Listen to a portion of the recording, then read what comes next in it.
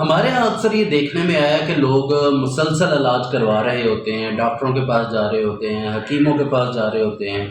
جو مختلف اسپیشلسٹ ہوتے ہیں ان کے پاس جاتے ہیں، ڈاکٹر تبدیل کرتے ہیں، لیکن اس کے باوجود شفا نہیں مل رہی ہوتی۔ تو وہ صحت نہ ملنا، شفا نہ ملنا، اس کے پیچھے بنیادی طور پر ایک اور وجہ بھی ہوتی ہے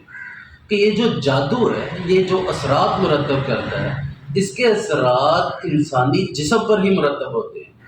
اور بنیادی طور پر وہ جو بیماری ہوتی ہے اس کے جو آثار ہوتے ہیں وہ تو نظر آ رہے ہوتے ہیں، لیکن ان کی وجوہات کا تعین نہیں ہو رہا ہوتا۔ جب تک وجوہات کا تعین نہ ہو تب تک اس کو ٹھیک کرنا ممکن نہیں ہوتا۔ تو ہوتا یہ ہے کہ وہ ڈاکٹروں کے پاس جاتے رہتے ہیں، ڈاکٹر کوششیں کرتے رہتے ہیں، لیکن چونکہ وجہ کا علم نہیں ہوتا، اس وجہ سے وہ ٹھیک نہیں ہو پاتی۔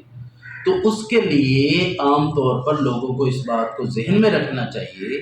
کہ جب علاج چل رہا ہو تو اس کے ساتھ ساتھ اللہ رب العزت کی قربت بھی حاصل کرنی چاہیے،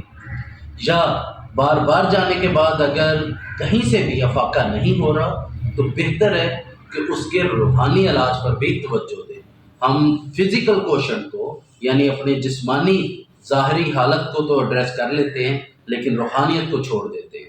یہ روحانی حالت کو اگر ایڈریس کر لیا جائے تو بہت سی بہتریاں آ سکتی ہیں۔